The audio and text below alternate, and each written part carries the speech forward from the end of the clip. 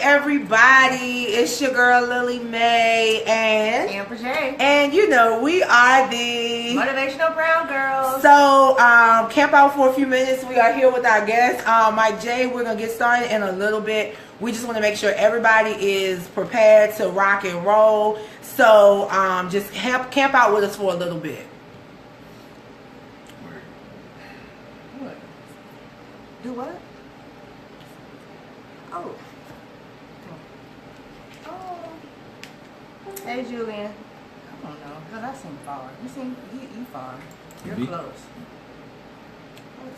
Oh. Mm-hmm. You're close. We can't play no music because Facebook will put you in jail. Yeah, guys, we want to play music, but we can't because we don't want Facebook to put us in jail. Yeah. Hi, Julian. How are you? Facebook jail. Yeah, we don't need to be in jail. What's up, Julian?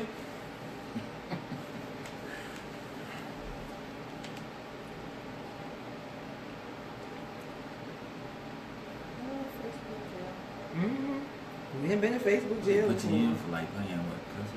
No. Playing music, period. Yeah, copyright. They'll put you in. Yep. Yeah. You don't have any problems. And now it got to the point where if you use, like, do it from Instagram, they won't post your stuff. That's wild. You'll find out when we get to talking. You'll find out all about it once we get to talking. If you got your phone, you probably can go on yours and invite people to. Who is this? Angie Bowman. Who is that? That's for me. Oh. I'm like, oh, who? So we have about 2 minutes and we will count down and we will get started shortly.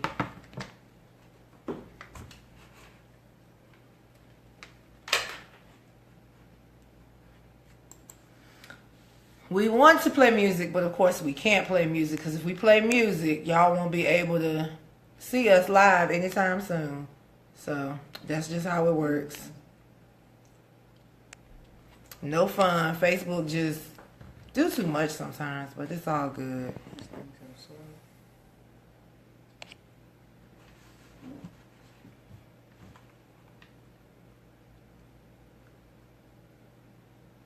And we have about 1 minute to go before it's showtime. But not at the Apollo.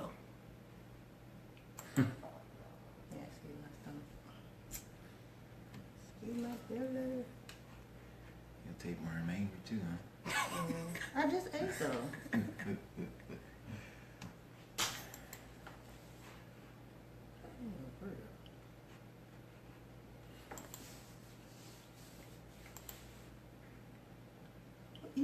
The time is 5 p.m. and it is none other than Motivational Brown Girls. We are sitting here with the handsome, the stunning, the funny, the awesome, the nice, the sweet, the keep it real on his timeline when he talking about us women and y'all men. Michael JCC. I had to go government on it, but hello. And I'm your girl Lillie Mae, of course. This is my girl. Hey y'all. And so we are just really going to let Mike J introduce himself. We're not going to go through the formalities of tell us about yourself because we really want him to have an opportunity to talk to you guys. And we're going to sit back, chill, and listen. And hopefully we'll ask a couple of questions a little bit later. Shall I start? Go ahead. So Mike J. I'm a comedian. I'm a lover by day, you know. Okay. A lover by night. You know what I'm saying? No, but I'm from Petersburg, Virginia. Folks from down south. Shout out to Texas, by the way. So yeah, I'm 27, man. Former military vet. I do radio, which is podcast really, but it's Black Top Radio. We pretty much we doing online every Wednesday night from 8 p.m. to 11 p.m. So it's a lot of work. I've been doing comedy for about a year now.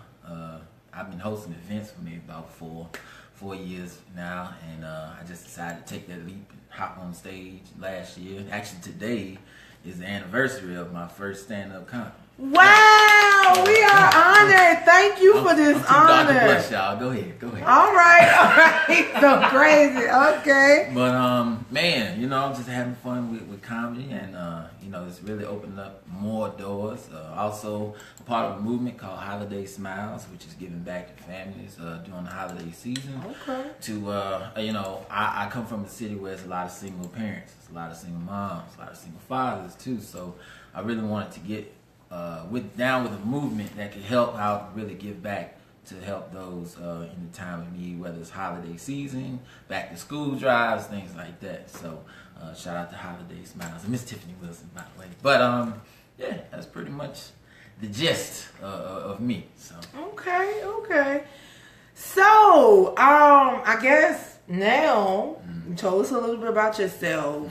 We can go through a little bit of the formalities. We're really not going to ask a lot of questions because this is about you.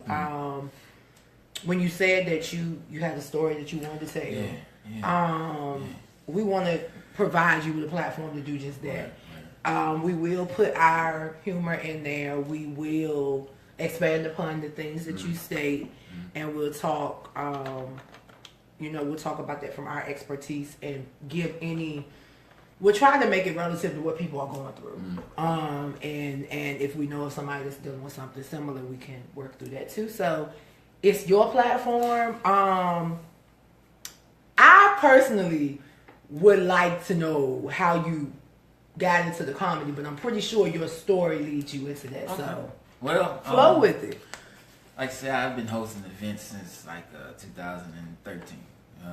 Since I moved back from being stationed in New Orleans in the Navy, I moved back to Virginia 2013. And I met up with this group called Lyricist Lab. They're no more together. I think they got rid of each other because they couldn't pay the taxes on time. Anyway, so they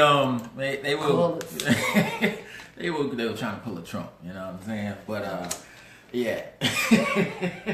So pretty much they were doing events as far as at Care 100, a couple other places where they do poetry. It's mostly basically poetry, but they were supporting hip hop artists around the city, around VA as well. We host showcases, poetry slams, concerts, things like that. You know, just to help developing and independent artists, you know, reach a platform to where they can be heard. Because we know it's all very expensive to get heard on the mainstream radio. So, I was definitely having fun with that. And last year, my man Moo Cuzzo, shout out to Moo, he came to me, he said, hey, you know what, we're putting on a roast for this barbershop on in Petersburg named Shahi Sabaz. And we have one opening for a comedian. And I said, man, I never do comedy a day in my life, you know? So I'd always thought about it, but he said, hey man, look, just try it out. You never know. I said, all right, cool. So I hopped up on stage, and the rest is pretty much history. So within this whole year, just from that one moment, it's opened up a lot of different opportunities for me to share my story. And really my comedy is, it's on love and romance. Because you know, love and romance relationship is funny as hell nowadays. You know? Yeah, it is. And so let's go on and get that question out the way. So you a lover, not a fighter. So what does that look like for you at this moment in time? Love is possible. Love is very possible. So okay, it's possible. So do we need to be more direct? Yeah, because this ain't spades. Okay, so Amber is the one that just throw it out there. Or no? Or you got a girlfriend? Well, I'm not in a relationship. Okay. But I'm dating somebody. Okay. I'm dating somebody. We seeing how it goes, and my whole thing with love, for me personally, is it's always been an issue of they see Mike J, on Facebook and Twitter or the show or whatever the case may be, but then behind closed doors, when they know that I'm really just at home chilling to myself, not all about in the clubs and things like that, and it's like, who the fuck is this? You know what I'm saying? So it's just okay. So you must attract yeah. Okay. Attract what? Okay. Yeah, he attracts the others, ratchets. Oh, I was like, I was married to one. a ratchet? Oh, wow. I was married to one for 2 years. So tell us about that. That's a part of your story. Like, how did you? Oh man. So I was married for 2 years to this woman who was Two? Two. Okay. Whole two. Okay. To this woman that was 6'2", half German, half black. When I was in the military. Oh my. Now I usually love the short women, alright? But for some particular reason, I don't know, the way she was twerking on my chest in the club, it just turned me on. You know what I'm saying? So, Yeah. so you know, I gave into it, man. And the problem there was I got cheated on. I was on deployment in Afghanistan. You know, we've been running across a lot of men But you know them German that are getting women. cheated on. But you know them German women. Hey, you know, They some freaks. red light district now. Yeah. They Yeah. And then they got some black in them too now. yeah, WIPIPO. Man, so yeah, that was very that taught me a lot. That taught me I was ready for marriage. Okay. But my problem was if I met a girl, I was automatically thinking future before getting to actually know if they were ready for future type, you know what I'm saying, situation. Okay. So yeah, that was Okay, so that's gonna take me somewhere else. Tell me a little bit about your childhood. Oh, man. Something else, okay. I was raised by my mom and pops. They both in the same household. My mom, So that's why you think future. Got it. I already knew. I felt like that was the case. I get it. Okay, I get it. yeah, they've been married for 30 years, still going strong, by the Okay. way, still plucking each other's nerves. So, Wow. the way my pops treated my mom was just epic. You know what I'm saying? Because he told me as a young teenager, he was like, "Look, man, you ever get married, treat your wife as if it's the first day you met her, every day." And I'm thinking like, that's hard as shit to do. You know what I'm saying? Send a text right now. About to start some stuff. Let me send a text right now. So. But he said, he spoke on it. He said, how you get a woman to day one, that's how you got to maintain it. That's how you got to do it. Women love consistency. You know what I'm saying? So, yeah, I watched them treat my mom like gold for 28 years pretty much. So, yeah, along with my brothers and sisters. My brothers are married. My sister, she's about to get married. My other sister, she's single. She out here traveling the world, but she will not settle for anybody who does not treat her Like your dad. Absolutely. Thank you. Absolutely. It's like that. It's like that. Okay, I'll step back. It's like that. It's like So that. yeah, that's Okay. pretty much that, All right. that aspect. So, you know, try the marriage thing and just want the one. You know? Okay, yeah. Just want the one. But will I get married again one day? Of course. You know, I look forward to it, but I'm not in any rush. So Okay. Yeah. Okay, cool.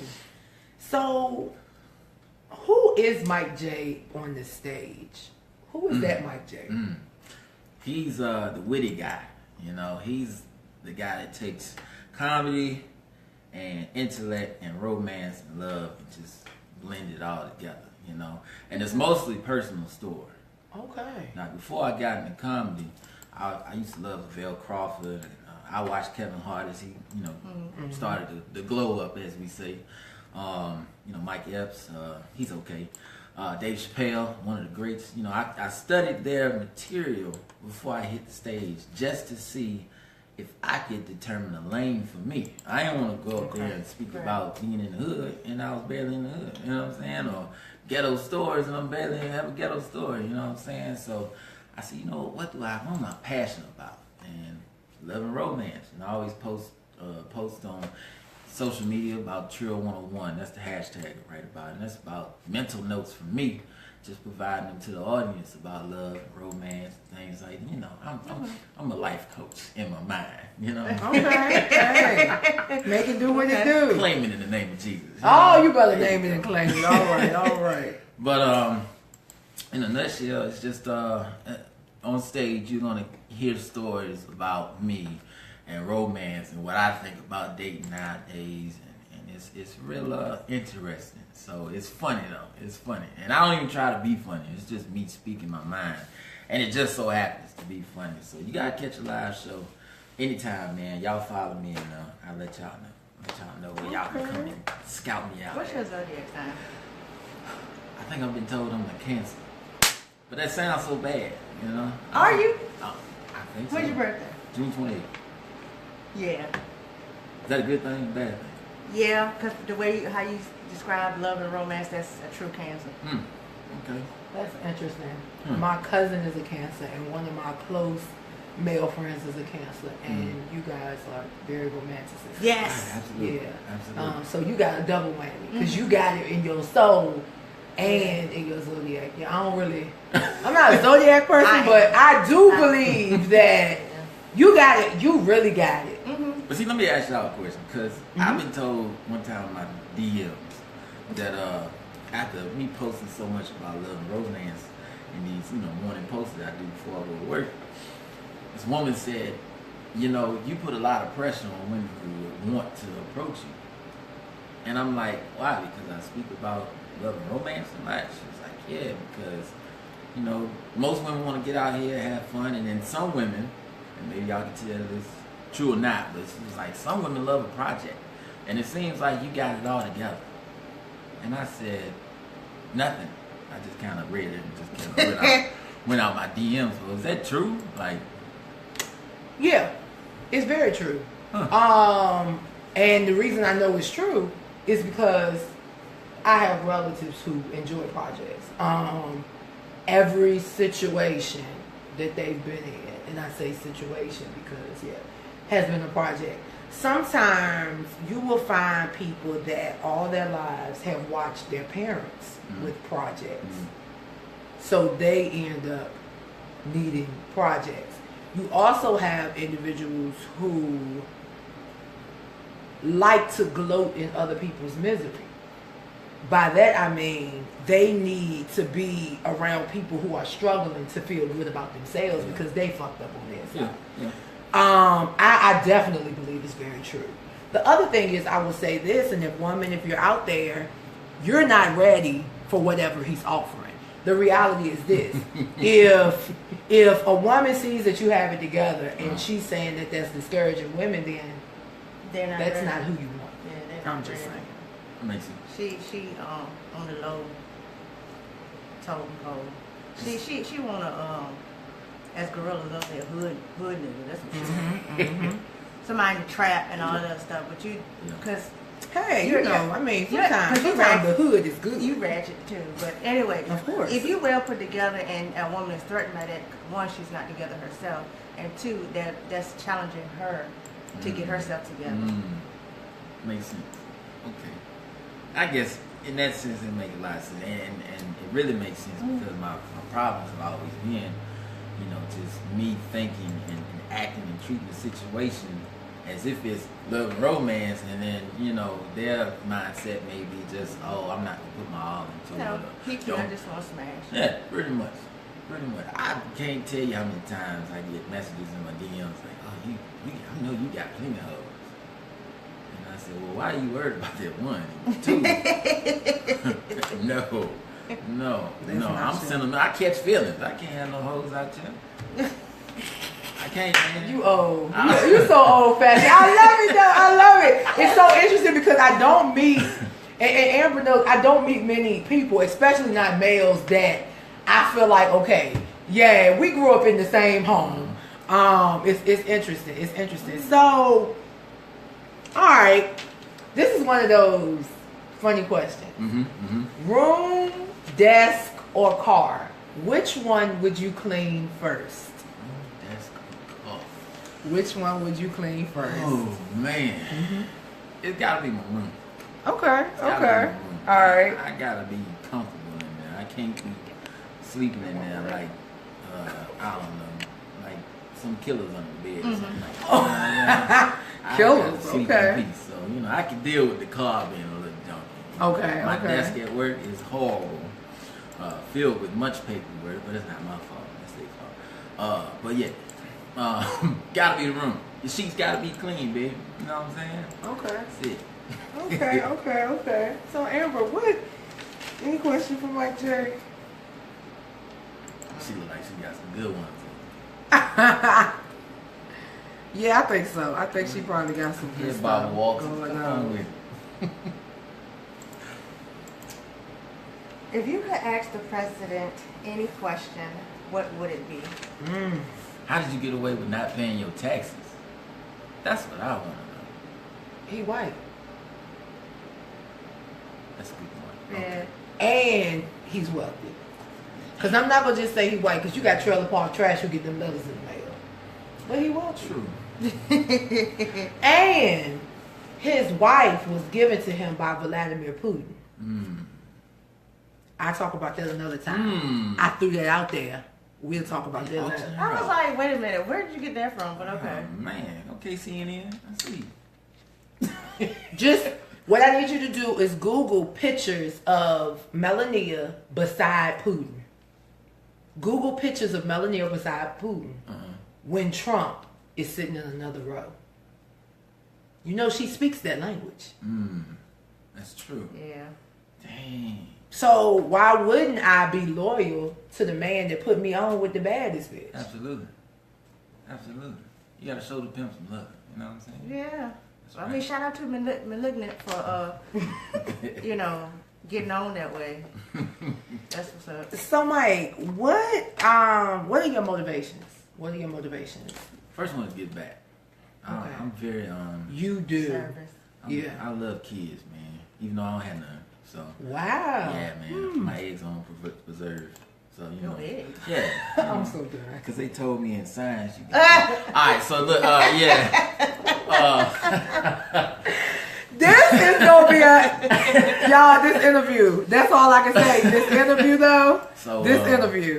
Yes, this interview. Man, you know, giving back to the kids has got me one. I'm a big kid myself, and I feel like one of these days we're gonna be old and rusty, and we're gonna need one of them kids to be one of our next presidents, and we gotta make sure we gotta get them up and growing up the right way. You know, at least providing as much assistance as possible, especially with how many kids is coming up with single parents. And I got all the respect in the world for single parents. If they out there taking care of your kids, kudos on you. But it takes two, y'all. It takes two. So if one is missing out of the household, why not be that community support and say, hey, you know what? We're going to help you out. We're going to help you out. You know what I'm saying? So that's number one. Number two is just, I feel like I gotta get the best out of life before life gets out of me. You know what I'm saying? So okay. That's a quote. Okay. Yeah. All right now. No, okay. but you know that's real talk. My pops always told me. He said every second you live on this earth, make sure you get the best out of it before you close your eyes for the very last time. And make sure that when you do it, you leave the best image and the best reputation possible. So that way when people think of you, they have very less negative things to say and more positive things to say. Wow. Cancer to the bone. Hey. True cancer to the bone. So wow, that's wild. But okay, you're very positive. So, what are those obstacles or challenges that kind of propelled you forward? I say the most recent one, depression. Oh wow. Okay. Depression. Okay. I just really just getting back to my normal self because I'm depressed too because I can't eat what I want to eat. That too. I got depressed really bad, man. It started in April, late April. Pretty much, I take you back. 2014, I suffered cardiac arrest playing basketball in the gym. Wow. And yeah, my heart just stopped. They said, because I don't remember the day, so I'm going off of what doctors told me. So they said I was passed out for 2 days. I was on the breathing machine. I was unconscious. Pretty much I was 41 seconds away from not even waking back up. Because you get 2 minutes to revive somebody. And I kicked in about 1 minute and 20 something. 10 to 1. Yeah. So it was tough. So waking up in the hospital and the doctor saying, hey, you know, you've been out since Saturday and it's now Tuesday. Wow. And you know, if you touch your side here, you got a defibrillator in your body now. It's permanent for the rest of your life, and what it does is just make sure if your heart gives out again, it's gonna shock you back. You know what I'm saying? So you're hearing this and you don't know what the world is going on, so you're in a state of shock. Like, I can't believe this happened to me, especially when you're lifting weights, you're playing ball, you're active, you ain't sitting. You're in your prime. Yeah, All you know, right. young guy too.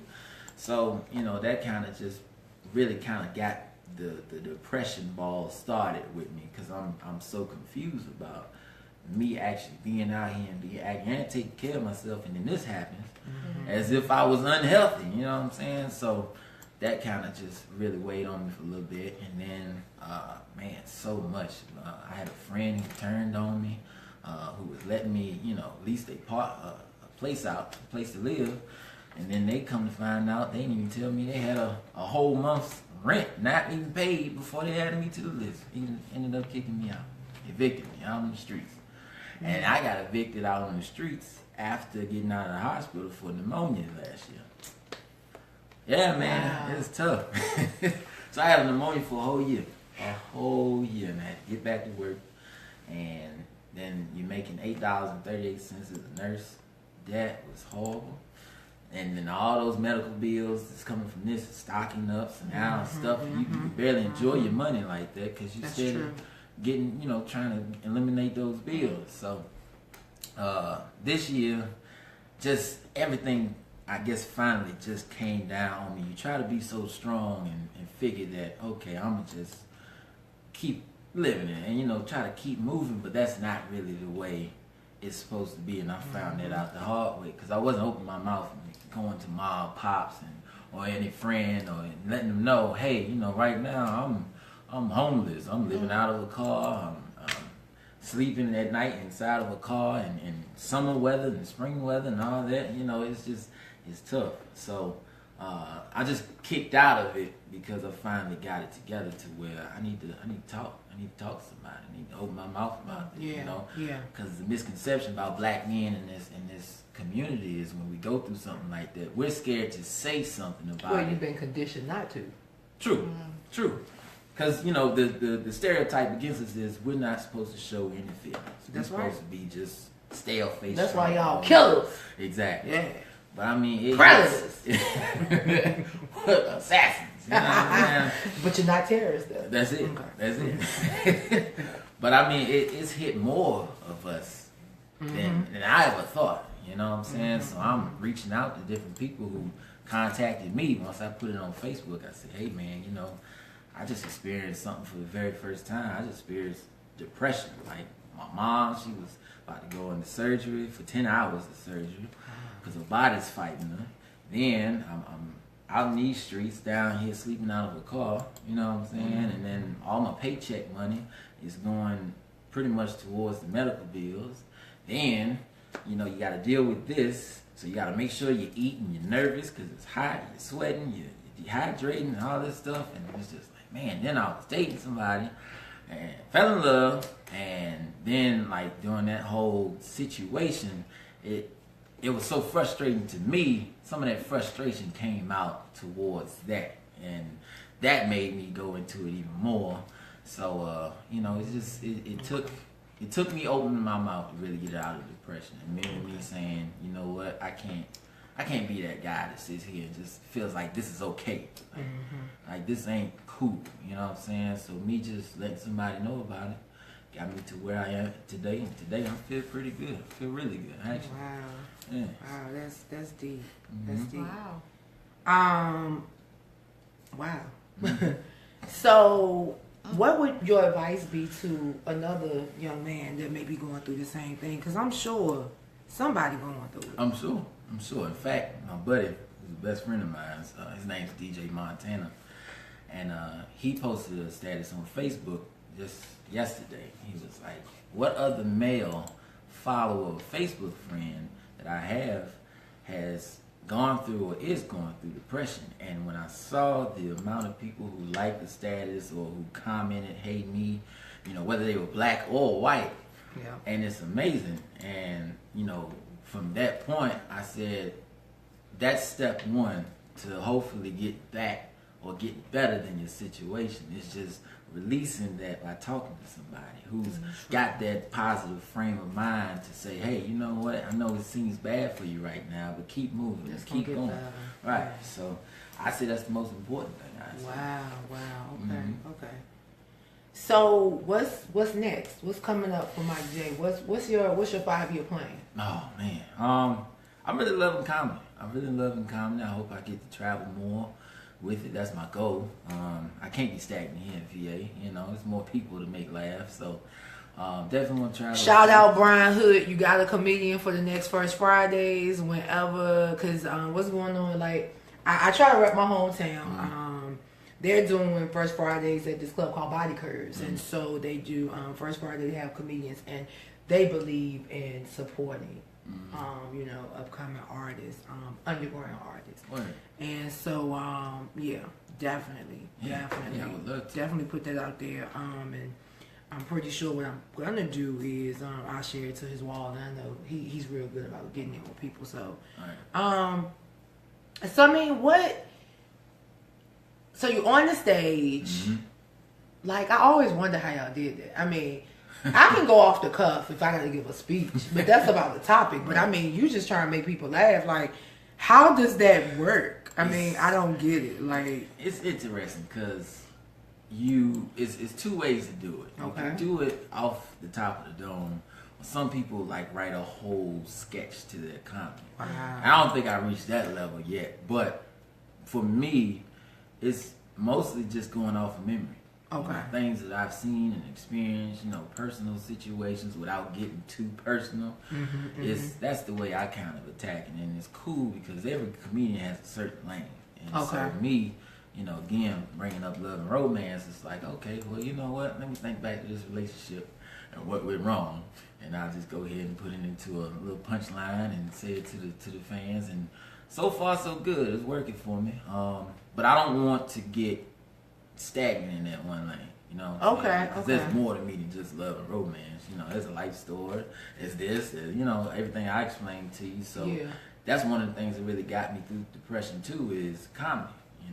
Even though I was sleeping in a car down in South Side Richmond, I was still out here, trying to do shows and getting on stage. Wow. And in that moment, it made me feel like everything else really wasn't on my back like supposed to. That depression like left for those 2 or 3 hours. You know what I'm saying? And that's how I knew that this is more than likely the lane that I need to be in for me. Yeah, and it's interesting that you say that music does that. Music does that. Music does that. Music does that for me. But not on the radio. Like I need a piano. Like I'm literally trying to find where I'm gonna put my piano because I need a piano. That has always been my therapy as a kid. That was my therapy, my piano. So that's wild. Yeah, I think that's something else too. I think a lot of the brothers out here, finding some type of outlet to kind of bring them back down to, the earth and bring them out of that realm for a little bit. And you know what's interesting? You say that we have a lot of guys that sit around and write music, but we don't have male bloggers. It's very true. I would love to see a couple of guys, and I'm not talking about lawyers, doctors, teachers. I want some dudes in the hood to come up with a blog, like legit, really tell us what goes on in the hood. Yeah. Shout out to Coming to the Table, which is an organization that really longs to know about the issues in the African American community. Their mission is racial healing, and they sincerely stick by it. Like, I was around, I went to a meeting, and to be in the presence of older, and I'm not going to say middle-aged, older white people that really, truly, at the core of their soul are concerned about us. Yeah, so I really, and they want to know. Yeah. They really want to know, and it's not no joke. The sad thing is, how do you get those to the table? They really don't want to know, because that's who you really need to talk to, and just let them know, this is who I am. I'm not out to kill you. Right. I just want you to stop shooting me down in the street. Right. I agree. It's interesting. So, are you fearful of that? Are you fearful of getting stopped and getting shot? Since I'd say the worst thing I ever seen in life was when Alton Sterling got blasted on social media. And watching that video, and I'm not much of a crier, but that day my face was damp. Like I couldn't fathom just seeing a black man who's really just minding his business, selling CDs, and him to get gunned down like that, and then these people walk free. You know what I'm saying? And these are the people that are supposed to protect us. But it almost makes you think like we're better off protecting ourselves. You know what I'm saying? But even when we do that, we still get gunned down. You know what I'm saying? So it's damn if you do, damn if you don't. right. So let's shift gears then. How do you feel about the Caucasian woman that just got shot? It's unfortunate. It's unfortunate. But it was a black cop. Okay. And that shot the woman, right? Mm-hmm. So my thing is, if you're gonna allow a white officer to shoot a black man who was just literally just whipping out his ID, Come on. you let him shoot it and you let him walk free, there better not be a different judgment for this man. And there will be a different judgment because she was the most innocent victim of police brutality yet, so they said. Right. Yeah. And what do we do about that? Like, I'm trying to figure out all the outrage that has come out since this happened. Mm-hmm. And the saddest part, I think, we all know this been going on before even, you know what I'm saying, like the past 5 years or 10 years. Mm-hmm. It's just that social media is finally bringing it out. People finally got the camera phones out. So now we're putting more light that's right. into it. So I think it's sad to say and it's tough to say this, but it's gonna come down to, hopefully not, but it's gonna come down to a war in this country. I do feel like a race war is forthcoming. It's gonna come down. I really do. I hate to say it, but I do feel like it's coming. So it'll be like do the right thing. Yeah. Yep. Exactly. Y'all excuse me because I stay referencing movies. That's just my thing. But it'll be like do the right thing when Mm-hmm. that man got choked up by the police. Mm-hmm. It went off in the whole neighborhood. Even though the tension was already there, they just went off. Yep. Wow. So it'll probably end up being like do the right thing. And we keep trying to turn the other cheek, which is cool. It's not cool. We some turning some cheek, folks. It's cool for the moment because I think we don't want to see worse happen. True, that much. I'll give you that. But at the same time, how many times are we gonna turn our cheeks? We some turning cheek, folks. Right. Well, I was in conversation with a couple of people, and this is the thing. It's that baby boomer generation that want to turn the other cheek because they feel like they need that financial sustainability. Okay, I get it. You need somebody money to do what you need to do. I get it. But my thing is, I'm not selling my soul to the devil just to have my initiatives funded by you. I'm going to be honest with you. One thing about Motivational Brown Girls, we put our own people on blast. So if I come to your church and I know you in a high-risk neighborhood and I tell you I have this program, I can operate it for free, but would you supply the food? And you say, no, I'm going to put you on blast because I know you got the money, because I know how your members tithe, but they don't pay their own light bills. So what's up? That's I'm just being real. I had a question. I want to redirect back to the health thing. Mm-hmm. What did the doctor say went on with your heart in order for you to get in later? The funny thing is they have yet to find an answer. Like, they did so many blood tests and bone marrow tests, and they were testing for cancer, STDs, high blood pressure, high cholesterol, and they couldn't find nothing. And if you're laying in a bed, in a hospital bed, that frustrates you. Like, you need to know what's going on with you in order to fix the problem. So when they say, well, Mr. Jason, I don't know what to tell you, so pretty much it seems like you just got tired or something like that. Which, my whole conspiracy against doctors was that, for people of my color, I felt like in the medical industry, they don't really take us too seriously when it comes to health issues. But hearing that and then feeling the defibrillator in your body, it's like, it's got to be more to this. If it was just I was tired, you don't put a whole box in somebody that's just tired. You let them rest. I damn near died. So it's got to be more to the situation than this. So still to this day, they still have not found an answer. Wow. So, for those of y'all watching or know, if there any black heart surgeons, cardiologists, black, let us know. Thanks. because, you know. Anybody with Dr. Hustle. Yeah. No shade to the others, but I'm just saying, you know, it's now got to the point where we have to go. We have to reinvest in our community. Mm-hmm. Black Wall Street. And, you know, it's so funny because I don't even want to talk about Black Wall Street. We continue, you know, my thing is I try to be optimistic about Black Wall Street, but, you know, I've been observing black businesses here lately. Mm-hmm. You know, I'm all for AliExpress. I'm all for ching chong ching chang yan. But my thing is, if you gotta step back from quantity and give me some quality, because you can't buy a thin dress when you got women with cellulite and charge me $100 for it when you paid $2. Okay, I may pay $20 for a dress, you pay $2, but I'm not giving you a 20-time markup. Right. I'm not doing it. Right. You know, black people. Yeah. Black people. I'm pretty sure this brother not gonna charge you $1,000 just to go out to the Funny Bone and perform. No.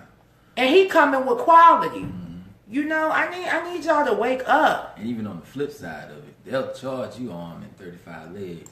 But yet they homegirls like, yeah, give me a discount. And they'll come with a discount. Mm-hmm. Mm-hmm. And I find more insult in that than charging high prices. I'm not going to say it. Because it's like, if you my friend, why are you trying to shortcut me instead of giving me the quality that I'm putting out to help you? That's really just, and I've experienced that a couple times. Hey, man, you know, sneak me a ticket, man. Or, hey, give me another. No, bro. If you support me, put some money in my pocket. Right. So I can continue on this journey. So you continue to do what you do. People think what you do, like, even with this, I think people think you're getting money for it. Like, what we do from our heart. Mm-hmm. You know, we support people because we want to support them. But what has happened, people taking advantage. Oh, absolutely. And now that we're seeing that they're taking advantage, now that we're saying halt, we're not doing it anymore. Now we bitches. Mm-hmm. You know, I'll be that. Because one thing about it, just to show us my mama is named what? And my daddy was named what? Bo. I don't give a doggone, because one thing about it, I'm going to always have mine. Yeah. Yeah. And the reality is that people that's doing all this mess with business, operating businesses with illegitimate funds and stuff like that, they better wake up. Absolutely. Because the man, like, this is my thing. The sad thing is that Donald Trump has poisoned everybody. He has poisoned everybody because people are now thinking that they can be corrupt and be great. No. You cannot be corrupt and great at the same time. No. But that's like the risk and reward for having a celebrity as your president. The Apprentice. He run, and they even said he's running the country like The Apprentice. He just sent John McCain in the brain cancer. Like, dang. And you know, generally that Republican Party stick together better than we do. Yeah, absolutely. And they are at odds with one another. Mm-hmm. That's how you know he the devil. He is the beast with 7 heads. And when I say that, and I make that biblical reference, and people like, what? Think about it. He say one thing out of one mouth, something out of mouth number 2, something out of mouth. He is that beast with 7 heads. And y'all thought Obama was the Antichrist? No, your boy is the Antichrist. I just, you know, I don't know what to say. I don't see what's take so long for him to get fired. Like, we already know he won't even fit for this. The same thing that's taking so long for the police officers to get charged that's killing everybody. That too. You know, I'm sorry. And people like, why y'all always gonna make everything about race? It is. That's how this country was And built. You know what? I said it the other day. What's your explanation now that a white woman has gotten killed by a black officer, even though he's Somalian? Right. What's your explanation now? They want to hang him. What's your explanation now? You know, how can you explain that? One point of view I got on that was he might have did it to make a point. I'm gonna be honest with you. Because it's in the same state. Well, I feel like he wants to be a martyr. I feel like this is one person that said, forget it. I gotta take a stand for what I feel. He wanted to be a martyr, like Timothy McVeigh. Like the DC sniper, they all had a mission, and this man might have had a mission. I don't mean no harm. I love y'all, but I ain't trying to go down like that though. Yeah, that was the one. Yeah. The point was, you know, Yep. looking at as in the same state as Atlanta Castile. Yep. You know, even though they paid the family civilly, and I mean it was clear as day this dude was dead wrong for shooting him. Absolutely. And he got off. So it might be as to make a point. Well, I'm glad I'm gonna shoot this Australian white woman, whatever she's supposed to be, and let's see, let's see. Are y'all? Am I gonna get off too? Am I gonna get manslaughter? No. Involuntary manslaughter. Oh, you gonna get murder? Or paid leave. Murder. Yeah, am I going to pay leave? You know. But the crazy part about it is he's not opening his mouth for nothing. That's what makes it interesting. Yeah. Because I'm like, so he ain't made a comment or nothing. No, he's being quiet. He's refusing to talk, which tells me it may be something bigger than what we're saying. It may be, oh yeah, I shot her for a reason. And you know, she was just walking down. to be honest, I have always, ever since Abraham Lincoln got assassinated, I have always felt like the government is behind everything. You know, Donald Trump is the president to start a race war. And it's effective. That's true. It's effective. I got the same thought process because I ain't even vote, to be honest with you. Really? Oh. And I told people, go vote. If you want to go vote, go vote. Okay. For me, I didn't vote because none of the candidates that I wanted Bernie Sanders win. I think all millennials did. I think all millennials wanted Bernie. After reading his story and actually doing some research, and that's another thing. Like if this was back in 07 and Obama is running, and of course they think, oh, you're a black guy, you're gonna vote for Obama. But if Obama ain't quoting the things that's gonna help me in my future, as a veteran, as a black man, and as somebody who's working minimum wage, if he's not gonna help me out, I'm not gonna vote for him. I don't care if he's black, white, Chinese, it don't matter. Right. You know what I'm saying? So when I did my research this time, and I'm like, oh, Bernie just seems like he fits. And they tell me at the polls, if you write Bernie Sanders in on your ballot, it's not gonna count. Automatically, straight off rip. I said, okay, you ain't gotta worry about me. I'll go straight to work. I posted a video on Facebook that same day, riding to work, and I said, hey, you want to go vote, fellas, ladies and gentlemen? Go vote. Don't let my decision deter you from going and making your voice heard. But just know, there's some crooked shit going on in this voting system. Well, and it is, because you know what? This was the closest election ever. Yeah. This was the closest election I've ever seen in my life. And, you know, okay, yeah, Hillary got her flaws, but I don't mean no harm in the world. She would have been able to get more accomplished in Congress than this fool. I'm sorry. Just because she's a Clinton. But America's not ready for a white woman. That's another thing. They feel like if a woman is running this state, we soft. So what they gonna do with Maxine Waters' run? What they gonna do then? What they gonna do? They'll probably elect her based on your hierarchy. They'll elect her before they elect a white woman. Yeah. Based on based on your hierarchy. Because based on your hierarchy. I agree. They'll elect her. They'll elect her. It's too much. For a white woman. Yeah, America ain't ready for no white woman. And I had this like conspiracy to think that, you know, they get us out here to vote, right?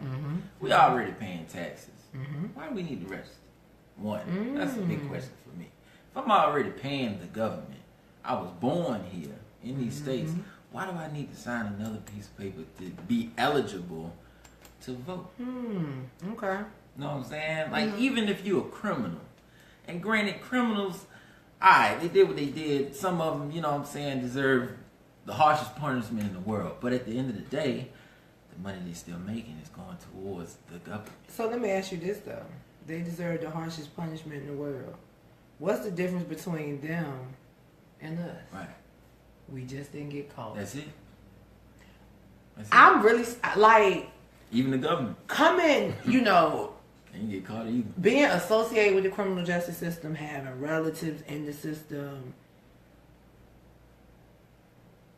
understanding the dynamic of the system, I really feel like the system is a lottery. Because right now, I know of somebody that is getting perks in the system that I've never seen anybody get. All because his alignment with Blue Eyes is so tight. And he has so much on them that they gotta give him everything that he requests, or else they gonna go down the pipe. And they already in trouble with the government. That's a nice place to be in. Yeah. But what I often tell that individual is that you were so smart that you were stupid and you got yourself in trouble, because if you were that smart, you would have worked for yourself. Once again, you still gotta go to.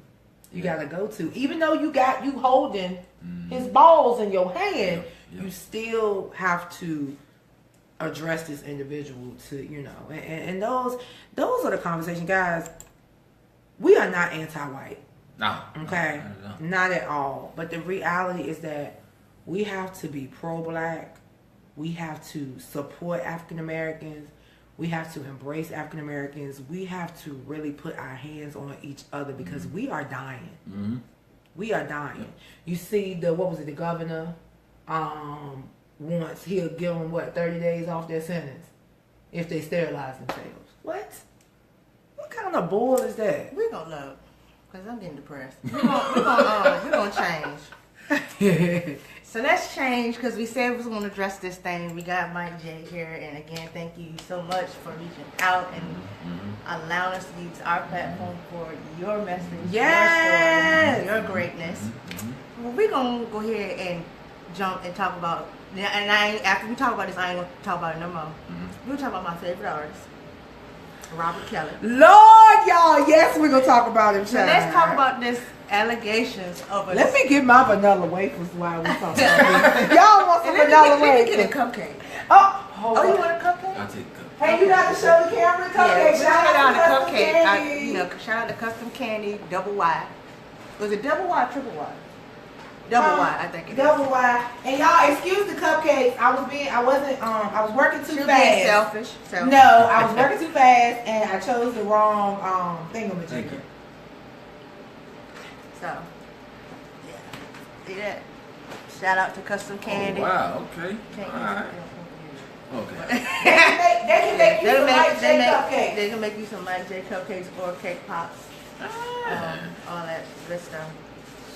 So, what is located? It's our logo. Oh, Southside. And they'll deliver to you if you request. They delivered to us yesterday. Shout out to Sherry Custom Candy. So, we're going to talk about Robert Kelly, also known as R. Kelly, also known as the Piper of R&B, also known as R&B Thug. Okay, he has his, for those that haven't been paying attention, he got this alleged sex cult where the children is being told what to do, when to pee, when to eat, if you talk crazy. He ain't paying them. No. If you talk crazy, he smack you up, like a pimp. And pretty much a sex cult, like a. But isn't that kind of like what you have to? Like a BDSM, slave master type thing. Like the brothels in LA and in Las Vegas, like where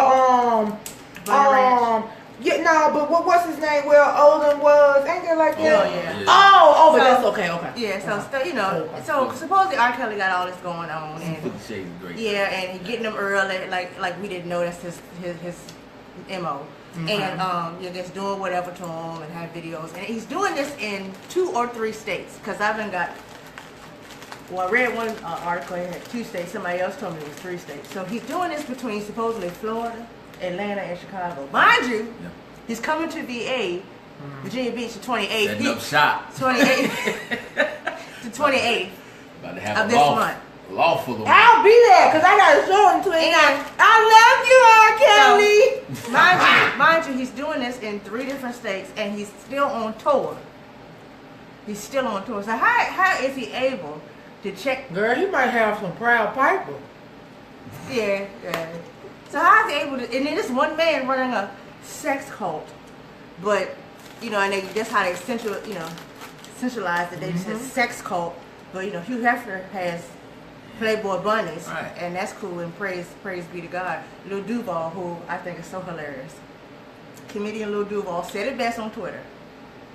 Dirty Dancing was a movie about an older man with an underage girl, and it's a classic movie. But R. Kelly the devil. And it was this emotion. We always blackball. So let's talk about it. Yeah, you know, he had his little marriage with his 15-year-old Leah at the time, and he got annulled. Then he had the 14 charges with the girl who went on there and said, "I'm 22. What the hell y'all talking about? He's still paying me," and got off. So now we have this alleged sex cult going on. So you know, and O.J. Simpson free. So what? I mean, what's the issue? but he's not black, so we're not going to address that. Well, that's true. That's right. He's OJ. I don't know what country that come from. Yeah. Cause I don't know nobody named Orenthal James. So let's talk about the Okay. R. Kelly thing. Like now, I know you said you was going to dip into it. So what are your thoughts? This is how I feel about it. R. Kelly is to Michael Jackson. The only difference is Michael Jackson did not have a childhood. So Michael Jackson was a child. And because Michael Jackson loved being around children, people wanted to call him a child molester. But the reality is that when Michael Jackson is edible, when Michael Jackson is edible, when Michael Jackson, pray for Amber, guys. When Michael Jackson was, never think about it. When a child molester had named their home Never Land. Come on now. A child molester wouldn't have had no name. A child molester wouldn't have named it because you wouldn't have been able to find it because a child molester operates in silence. I say that to go into this. You misunderstood Michael Jackson. I personally don't think R. Kelly running no cult. I honestly think these families want money. They know R. Kelly like young pussy. So they the pimps. The parents need to be charged. Absolutely. They are pimping their kids to him. And what man gonna turn down some tight kitty? Child, I ain't got time. I'm just being real. That's real. I'm being real. That's real. Hey. Most energy now in the house. You know what I'm saying? Gotta keep me woke, baby. You know what I'm saying? Gotta keep me woke. I didn't see the press conference, but from what I was told, they just weren't bringing no facts. They were like, well, I ain't heard from my daughter in however long. Right. She missing holidays and shit. And, well, maybe she don't want to come home. And she said it. And she's old enough to make that decision. You know what I'm saying? I'm thinking more it's so. R. Kelly. It's just like the Usher situation. I'm going to hump you. Even though you got pus coming out the joint and you got herpes. I'm going to hump you anyway because you're Usher. Yep. It's the same thing with these women. And I have been to an R. Kelly concert. And them women goes off. Shoot, I went off. You remember he came out there walking, doing that gap leg walk with bump and grind? Let me tell you something. Let me just keep it real with you. I ain't mad at R. Kelly. Look, this is my thing. Do R. Kelly pay for this? Do R. Kelly pay for this? Do he pay your bills? Do he pay your bills? This is my thing. I'm not condoning nothing he do. And see, what happens is, you people, you colored folks, feel like just because you listen to somebody's music, that means you support them. Do you realize that their music is what they do, is not who they are? Absolutely. Yep. I agree. It's a whole lot of y'all out there that smoke crack and riff cocaine. I'm not going to judge you. That's what you do. That's not who you are. Right. That's why your nose running all the time. If you want to suck dick for a crack rock, do you? Yeah. I'm not going to judge you. It's what you do. Not who you are. Just because I rock with you and I know you riff cocaine and steal, that don't mean that I support your cocaine riffing, running nose, sticky fingers. That's right. You just can't come over. I can't drink after. You can't come around me.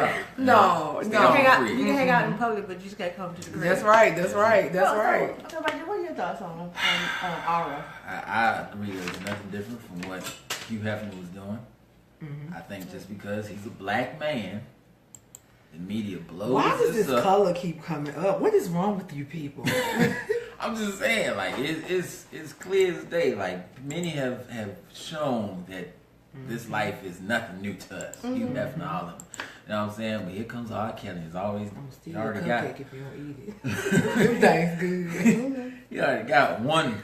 What was it? Attempt to try to bring him down. We got a whole case back in the day, and then now this, and it's just like in a way, I feel like he kind of brought it on himself because sometimes you gotta act your age. You know what I'm saying? Yeah, now I agree. Sometimes you gotta act your stay age. relevant. That's him. That's what makes him And that's the cool. king. But see, here's the thing. I look Well, at, he can come in the 30s. It's the remix to Ignition. Can we get that media pass in Virginia Beach though? I'll be in the cult. For real, like You ready, Kelly? I can be baby kitty. but it's just I don't know, man. You know what?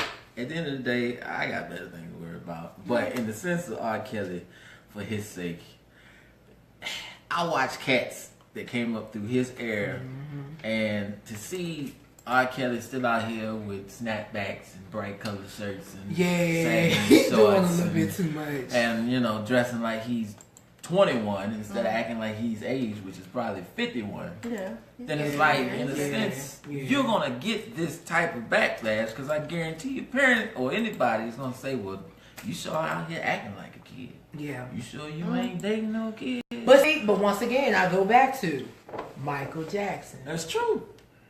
Well, you know, this is him myself because I have several. And okay, I agree with Hugh Hefner, as both of y'all made the point. People just need to think because the shit don't make sense to me. You running 3 cults in 3 different states and you on tour, so I don't know how you keep a hose in check like that. That's a bad man to do it. That's a bad man. He might have detached. Whoa. And Do they sell them? and it should not surprise y'all. I'm not blaming like he out here doing this thing, and I'm not gonna give y'all this clinical thing because I done seen a bunch of clinical posts and diagnosis of I'm in social work, I'm a psychologist, I know this, I know that, and that's cute. And you know, you want to give the Stockholm syndrome definition, that's fine. But the reality is, this man had told us in 12 plays. Yep. In the song "I Like to Crush on You," his age range. Yep. He said it. 18 and over or 16 and under. So why is it surprising to everybody that he got a sex cult going on? And to also break the education down even further. Usually cults or occults are where? Way off in the field somewhere. That's true. In the boonies somewhere. In some trees somewhere. And they build communities within and seclude themselves and don't have no contact with the outside world. Granted, he supposedly told his children don't contact your people. But no. 3 different states. No, he should be in Waco, Texas somewhere, drinking Kool-Aid. Yeah. If this is gonna be a true. cult, Yeah. you know what I'm saying? Yeah. That's what I'm thinking. When you say a cult, I'm like, okay, they off way out in the boonies somewhere. Can't nobody hear them scream or nothing. And Not at all. Not you at know, all. that's what's going down. If people know their history or learn, but that's my truth. I if it do come out, it wouldn't shock me, or I don't put it past Yeah. out there. No. It wouldn't shock me, but you have to think, and I believe he done cut some folk off again with that money, and now they can't. Now you can't do nothing else. Be like, well, damn, we can't discredit his music. Nope. And say that, and that's what they can't do. And we that's can't discredit him because he do everything. You know what I'm saying? He got Grammys. He and shit. right. For Think other about every people. time they play those songs off of Whitney's last album. Yeah, he you know, getting we paid. can't discredit the music. So damn, oh yeah, you know, he got a thing for them girls. So let's go ahead and hit him again with the allegations. And you come up with I just ain't heard from my daughter, but you have no proof. You know, you ain't got no papers, no video, all that other stuff. Granted, when the other video came out, he said it on him. It could have been, could not have been. I ain't even see it. I ain't even say it. Somebody told me, yeah, man, that was him clear as day, and you know, and all in that like girl his stuff. feet. Yeah. I'm like, what? And how you know? Because I've seen, let me tell you something. I've seen multiple men that really favor R. Kelly like to a T. Mm-hmm. That's very true. Come on now. Just like Common. It's a lot of Common lookalikes walking around. It's a lot of Chris Brown lookalikes. So that's what I'm saying. Y'all need to get y'all life. I ain't got time. Yeah, so. But in the sense, you know, man with money does have a lot of power over somebody who don't know no better. So he could have been like, hey, I'll slip you $1,000 if you let me go ahead. Yeah. Put my face on it. Yeah. Yeah. You know what I'm saying? Take a whiz on your girl for about $1,000. You know what I'm saying? And she's Yeah. like, oh, yeah. Yeah. Yeah. You know. like a facial. Yeah. Oh, for $1,000. And then protein good for your skin. Like it's Noxemas. Wow. Mike, let everybody know how they can get in touch with you on social media. Oh yeah, man, follow me. I got enough friends now. I done kick people off the island. So I was up to 5,000. I said, "Oh, that's what's up." Okay, gotta get the FBI off me. I ain't got no warrants yet, but go follow me. Add me on Facebook, Mike J. It's Mike Kejay. Instagram, host to do the most, all one word. You can follow me on Twitter, Mike J DBT, and Snapchat, Mike J Funny. All right, go follow me, man. You know, I go and post random thoughts and all that. You know what I'm saying? Black Talk Radio is coming back here shortly. I'm excited about that. Yes. I missed it, and I kind of took a break from it, going through what I went through, and now that I'm A-OK now, I feel like I'm in a good place where I can bring that back and keep it going. So it's been going for 5 years strong. Might as well keep going, you know? Wow. 5 years, yeah. Wait a minute, we gotta digress then. So, how did you get started in 5 years? That's wow. This is a Founders Day activity because our Founders Day was on July 6th, so we still celebrating Founders Day 1 year. Yeah. So yeah, like I think it was just man, you know, my podcast started off as just a sports show. 'Cause I love sports. Yeah, you know it what was I'm a saying? hobby for us. So, you know, it was just something I always loved and wanted to be on radio. Okay. I looked up to Tom Joyner, Doug Banks, Rux Paul, Okay. Ricky Smiley. It's the Russ Paul Morning Show. Right. Oh. Michael Basin, all that. You know, Oh, wow. Okay. The woman hater, as I call him. He stayed bashing the women. But anyway, but I looked up to them cats. Zulu, you know what I'm saying? That's here growing up. When he was on Hot 993. Yeah, he pretty Zulu, Big Lip Band. We saw him at the concert. Oh, we did. I know we did. Didn't know he was Rastafarian out, but I didn't know. Hey, I damn sure ain't fucking with him now. So but looking up to them cats, man, they really inspired me to, especially Tom Joyner, because I mean, this dude is on radio. He hilarious. He's his own business. Like, this dude got his own scholarship fund. Yes. Got his own website. He's Black American. Wait a minute. All that, man. I gotta cut you off already. Uh-huh. How do you feel about Steve Harvey right now? Yeah, because you sure didn't mention him. He let me down.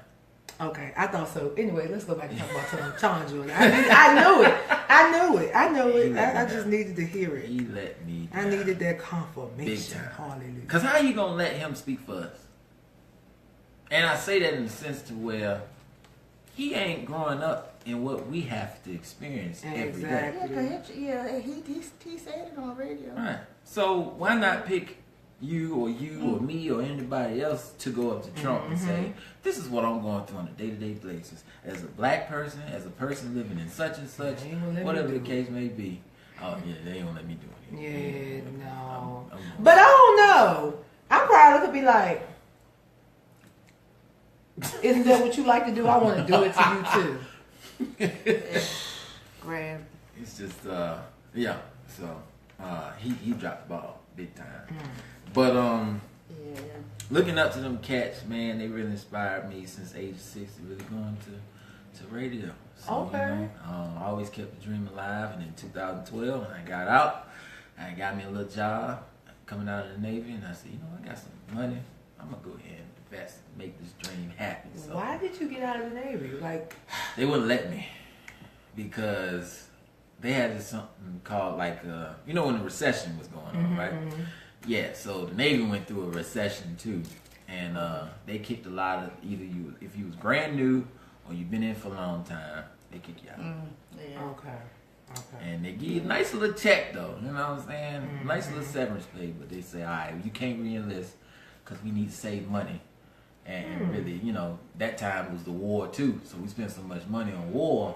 They didn't have enough to pay the government contractors, civilians, all that. So they had to cut loose sailors in order to make money for them.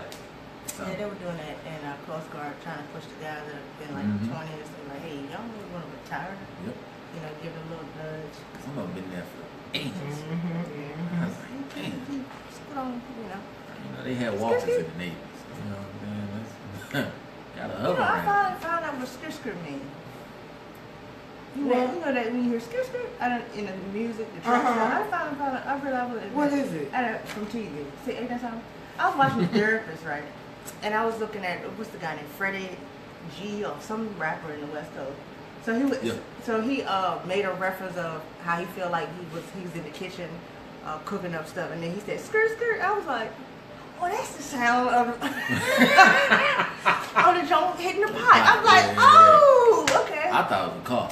Yeah, I did too. I was like, oh, okay. Yeah, because he did. He was like skr. I was like, oh, okay. Because I heard that Uber song, and he was like, Uber everywhere, skr.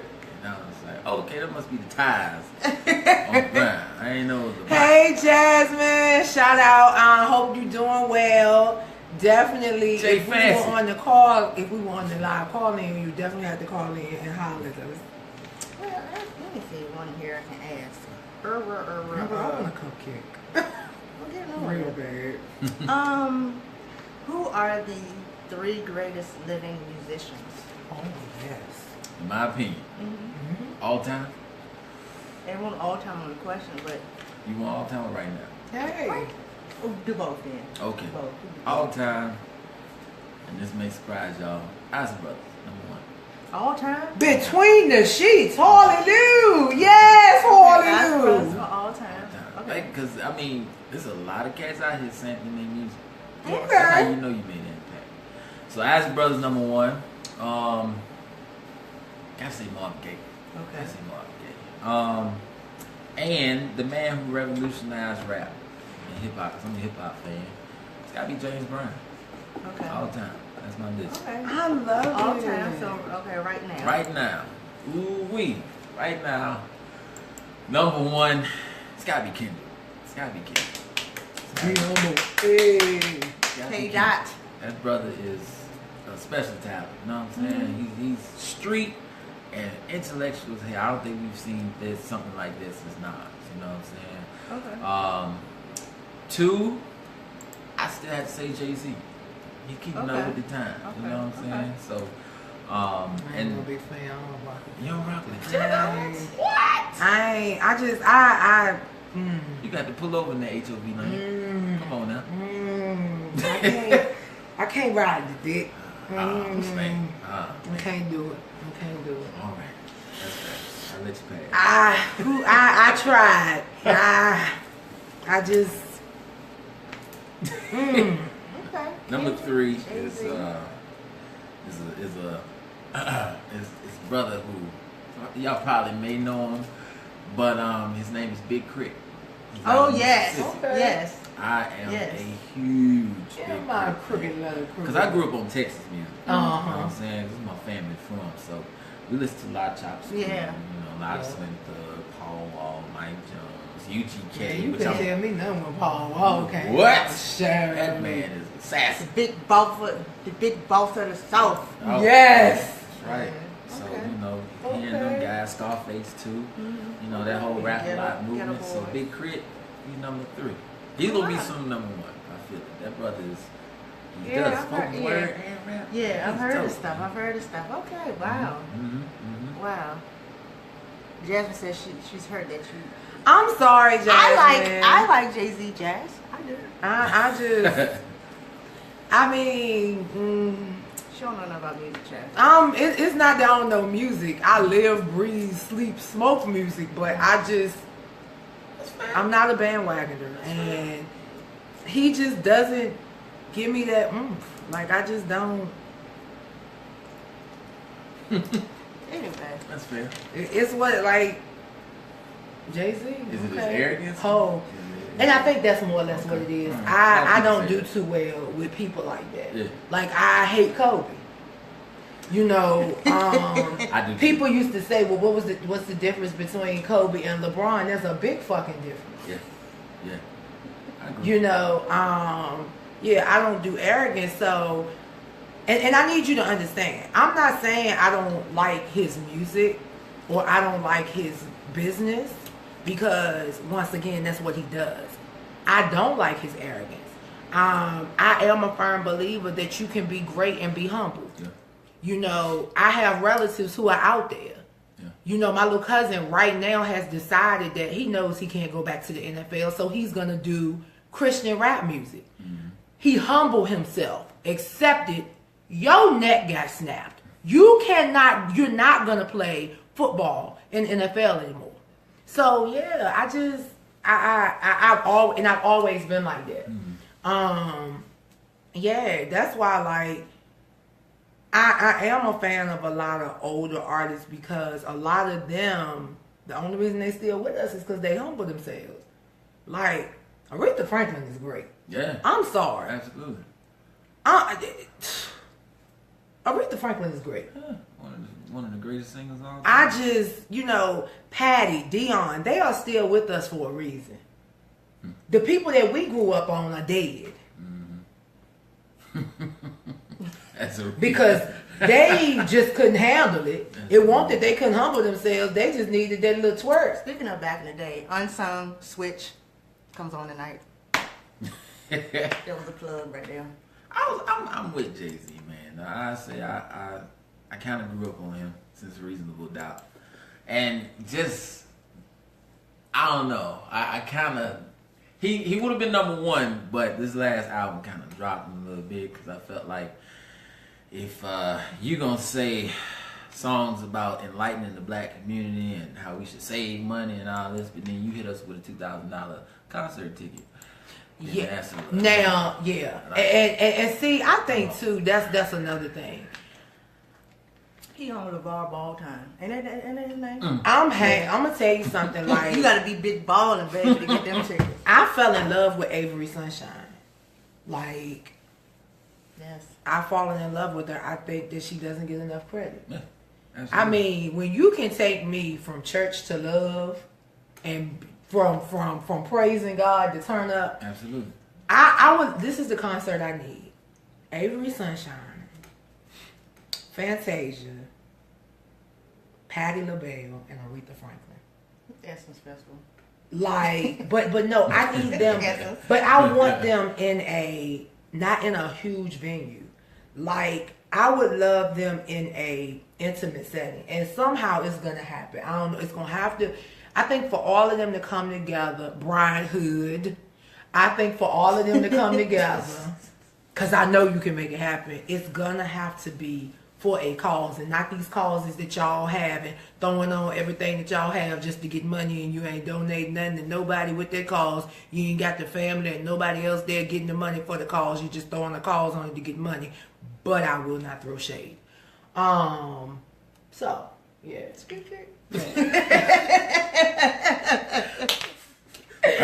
Lord, yo, this has been so much fun. So much fun.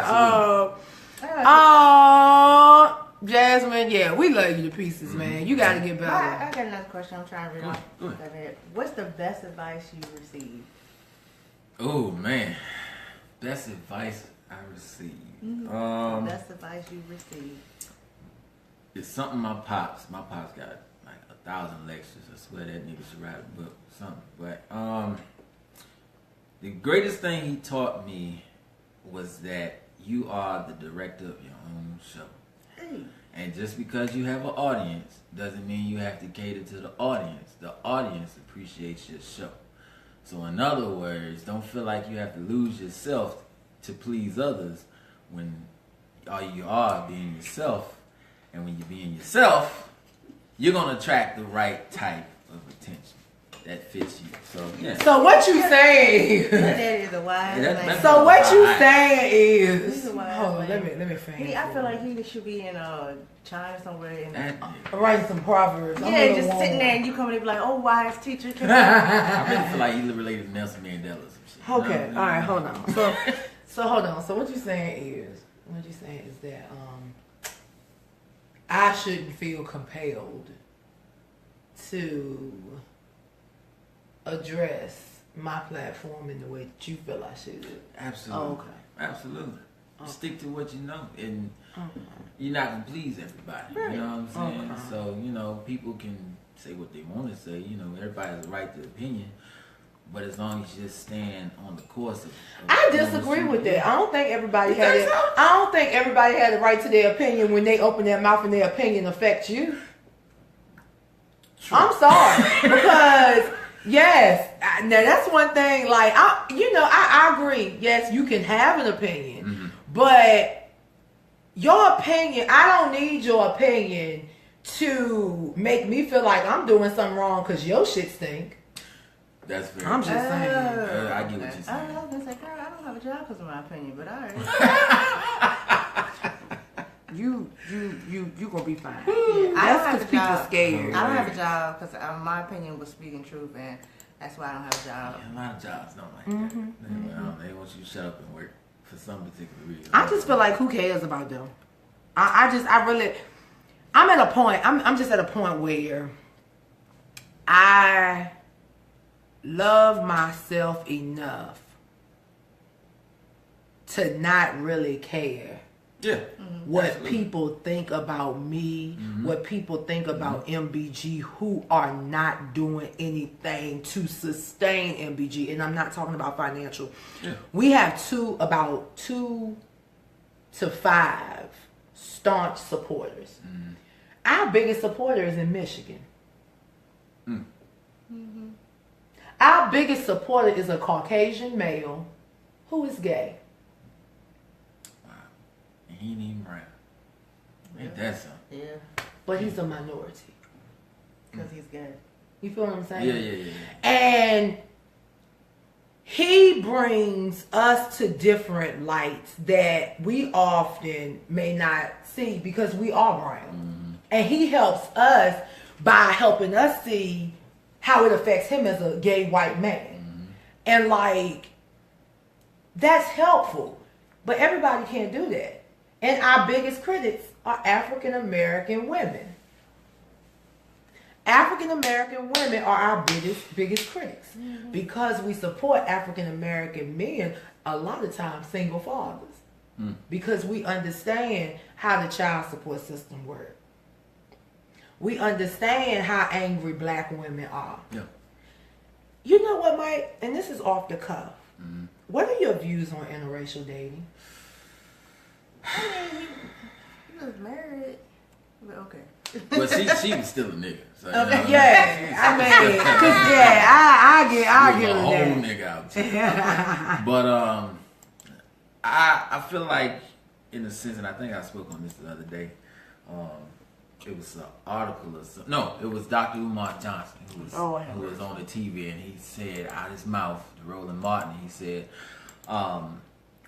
"If you're a black man and you're trying to be down with the cause, but you're married to someone outside the race, I don't respect you." Okay.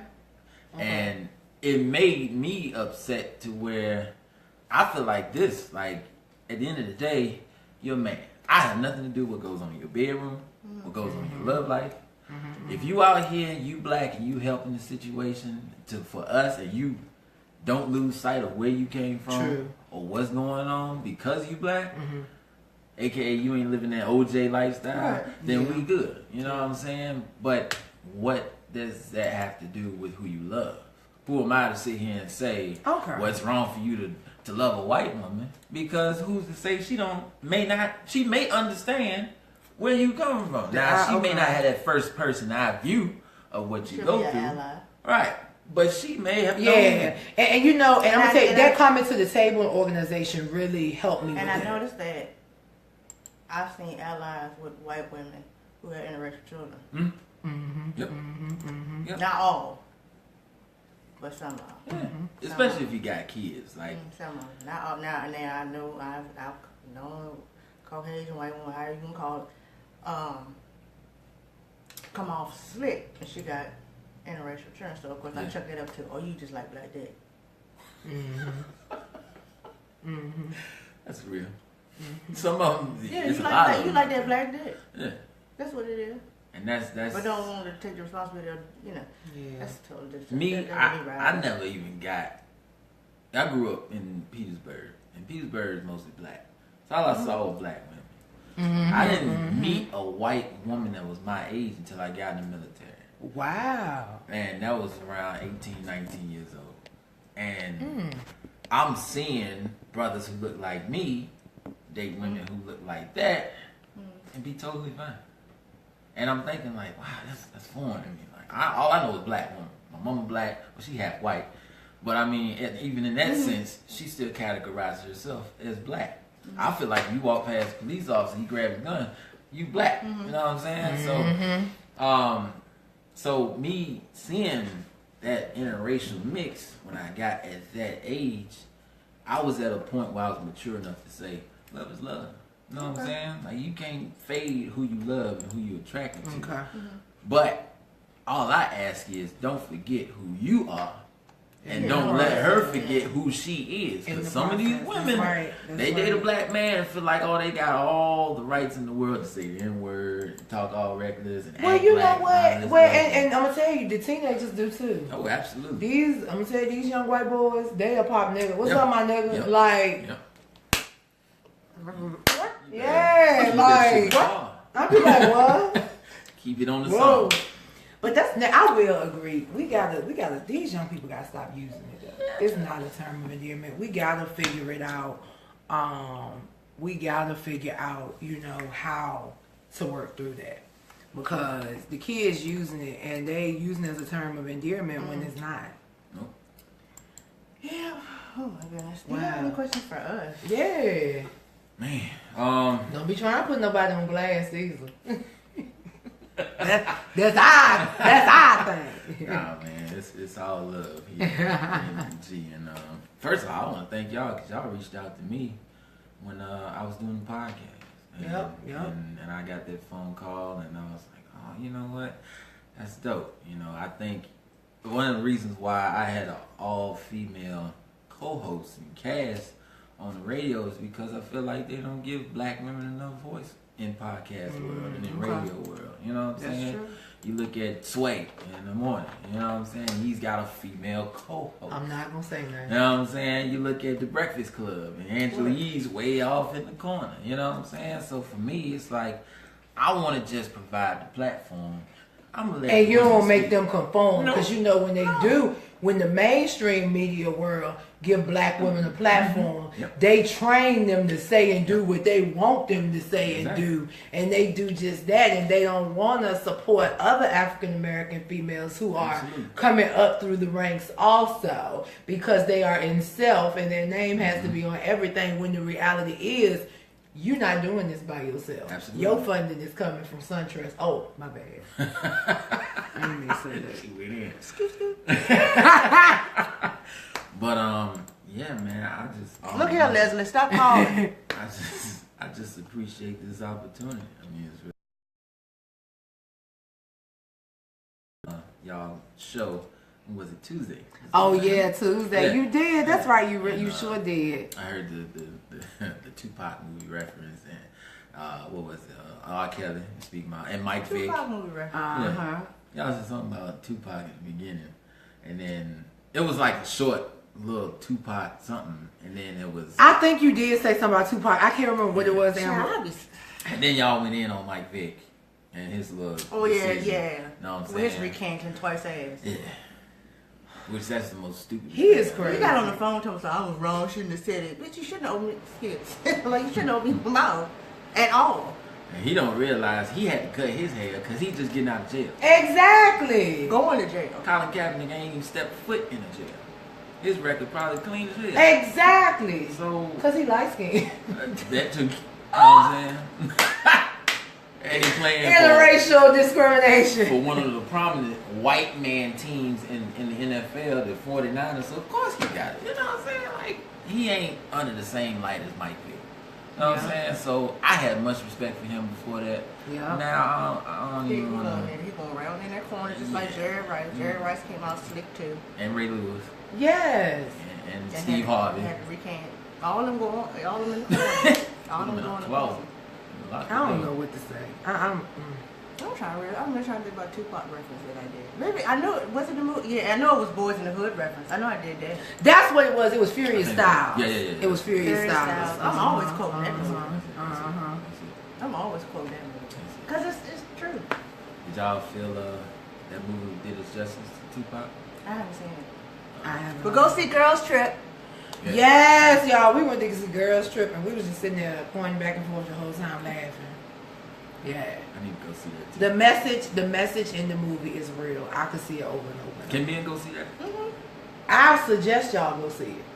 I told somebody this earlier, man. I suggest you go see it because you need to understand how little things that you do affect the woman that you're dealing with.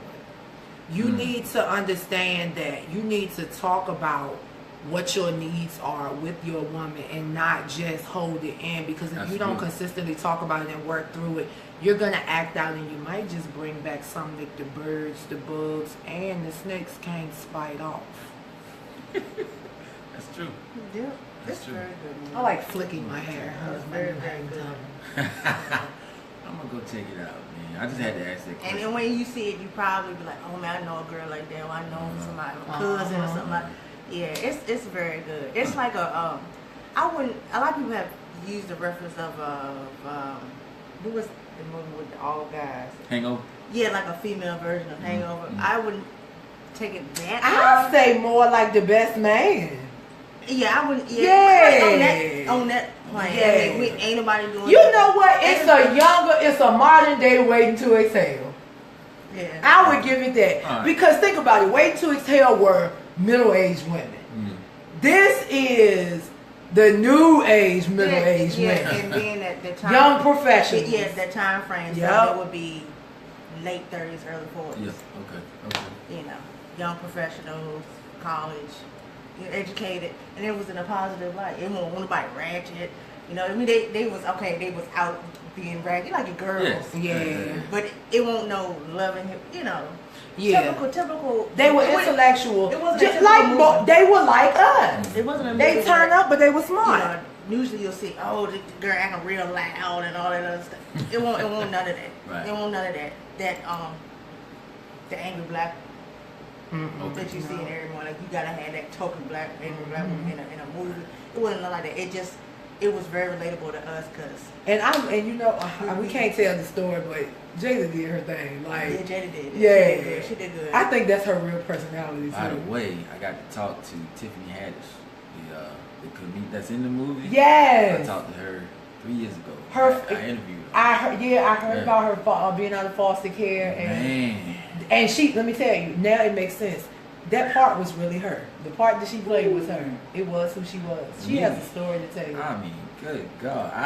And that's another reason why I can't complain about nothing. Yep. There's always somebody out here who That's right. That's the right. absolute worst. That's So, right. Big ups to her, man. It's nice to see her on the screen. Yeah, knowing finally, the because story. she's done. I've seen her like as support. Like I said, she was in Janky Promoters, still acting ratchet. Yeah. But I was like, when I saw her, I was like, man, when I saw her on screen, I said, please don't be typecast as how she was acting in Janky Promoters. I mean, she's funny, but you know, you don't want nobody to be stuck in that same role. Yeah. But she did that. She did that. Let me go check out. She did, and I know plenty of people that fit who she was playing. I mean, to a T. Yeah. One of the most loyal people to a T. Yeah. And that's and it was so funny when I posted my girls and I told them who they were, and people that actually had seen the movie, they said yes, because she is And she normally put out there Shanoa Jeffries Turner is Dina. We'll turn up. And Shanoa know who she is because no. Yeah. We'll turn up. And the crazy part about it is everybody in the crew knew how she got down. Yeah. And it was kind of one of those, look, we sorry, she'll turn like, look, we sorry, let's just work this out. It won't no, bitch, go home somewhere. It won't none of that. It was just like, just work this out. And after they try to calm the situation, she be like, you always turn up. You always turn up. Chill out. Don't go over there. So it wasn't like, it wasn't no bashing like, oh my God, every time we go somewhere, you always turn. No, it's like they knew if they heard anything wrong, if she found out she was going to turn up on somebody. And they accepted each other who they were. Yeah.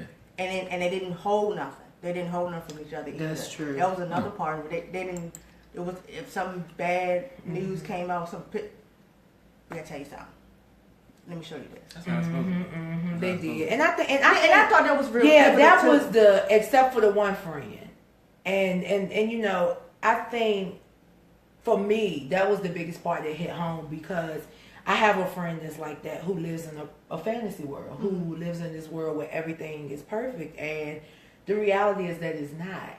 And when you get called out on your imperfections, you cannot deal with it. And that's a problem. That's a problem. So, yeah. Wow. It's good. It's good. I'm gonna check it out. That don't win some money. It better. Some money. It better win something. Yeah. It's pretty good. Whoever, I don't even know who directed it or wrote. I don't know who's behind it, but it did a good. Because I saw it in the news. They were supposed to have like a white version of it coming out around the same time. And there was an article about that. Why are you segregating the theaters? Yeah, and I'm like, because if you think about it, all our movies generally come out in the summer. Pretty much. Oh, I need. Think about it. Kidnap, Detroit, Girls Trip. Well, Detroit was a mix. If they do it right, it was a mix. Because 2 white people got killed in that hotel as well, behind police. That's the story they won't tell you. Yeah, of course, right. So of course, that's why I had to hit, our supporter in Michigan, because I was like, hey, this movie Detroit. Yeah, and that's one thing about it. What do you know on that? This is in your state. Shout out to Adam. Even though I did my research, I was like, ooh, Adam lives in Michigan. Let me ask him, because he may know some extra behind the scenes that ain't been put out. So he said he, barely, and he gave a little something, but it was just interesting how that ride lasted for 5 days. And it was because of racial tension. It was tension already. And the thing about it was, the governor, whoever at the time, was trying to work on the police stuff, was trying, and I guess it wasn't moving fast enough, and it was just rising. And one incident of I can't think of what it was, a burglary or something, just struck the whole thing out. And then the hotel, even though it was the hotel incident, which they're focusing on in the movie Detroit, it was going on a month, still within those 5 days. That's crazy. So it was the as psychologists would say, the Stafford experiment going on. Whereas you have cops just being in that role because they feel they empower authority and they killing folk, and it was black and white that was getting killed. Yep. In that hotel. So when I read it, I was like, oh. That's crazy. We'll go see that. We're gonna see what they're gonna do. Yeah, because I'm a big fan of history, so I definitely want to go see that. And any history film for me, I always look it right on up. Me too. Right on up. Me too. Look it right up. That's why I still to this day I refuse to watch Lovin'. I refuse to watch that movie. Oh yeah, she won't. Because it's not based on what it's supposed to be. Right.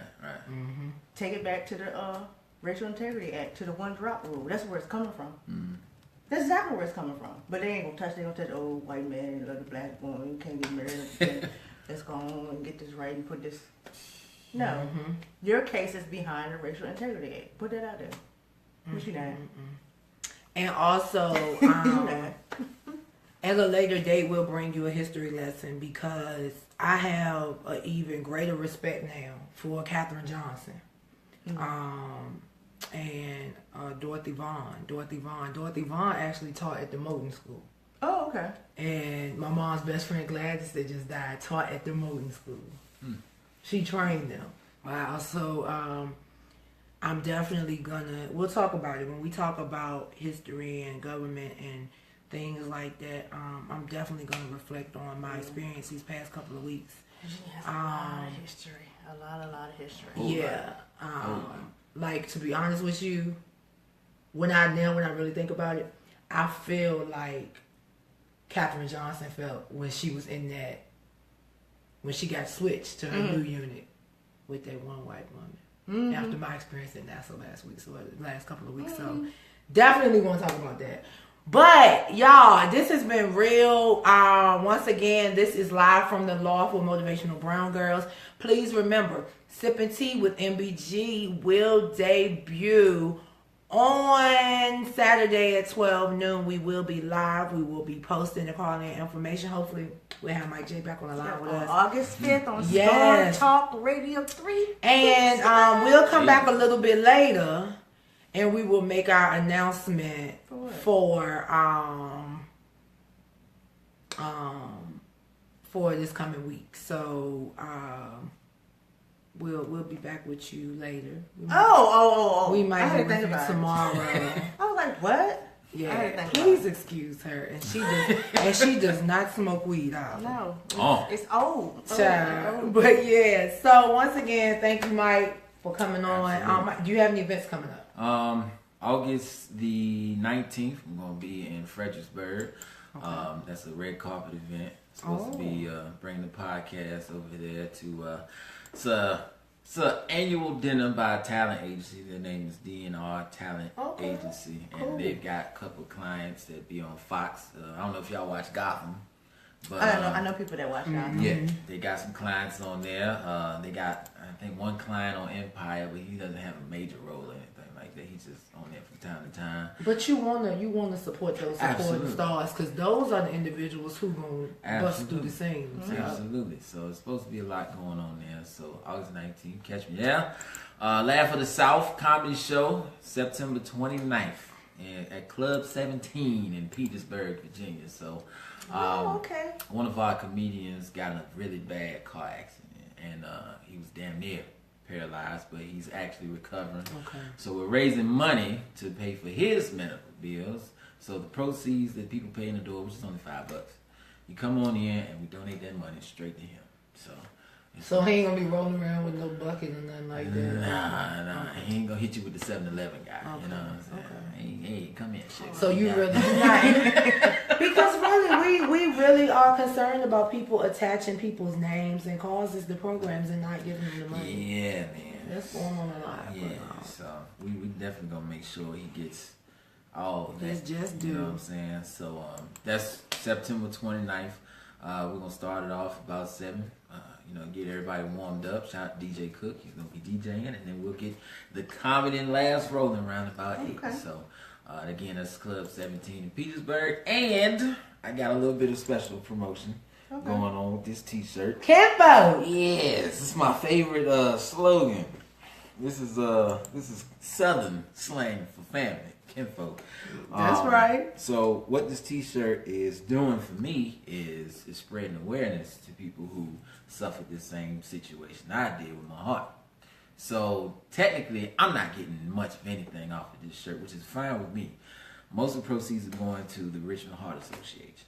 So that way I can spread awareness about what I went through to younger kids, especially if you're athletic. Because I don't know if y'all hear about it in the news a lot, especially around this time of year. We had a student in Highland Springs, and he ended up running. They let him run the winning touchdown in the championship. Yeah, white kid, and he really So wow.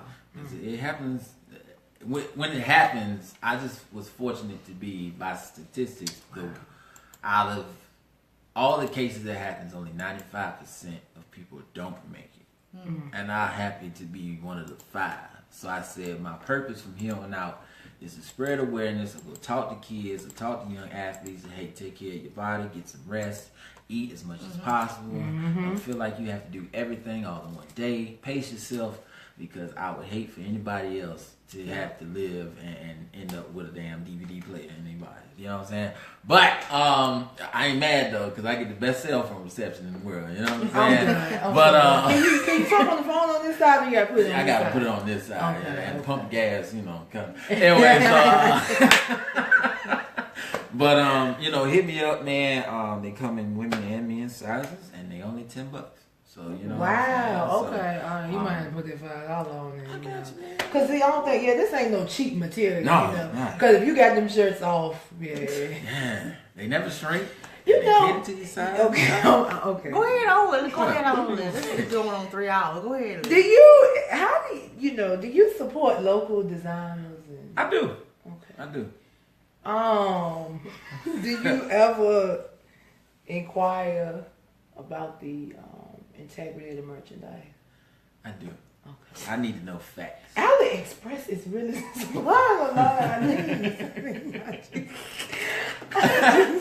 I need to know facts, man, because them same people that's trying to buy is gonna ask these same questions, Exactly. and you don't want to be looking dumb in the face. No, because Google image is a beast. Absolutely. Yes. Absolutely.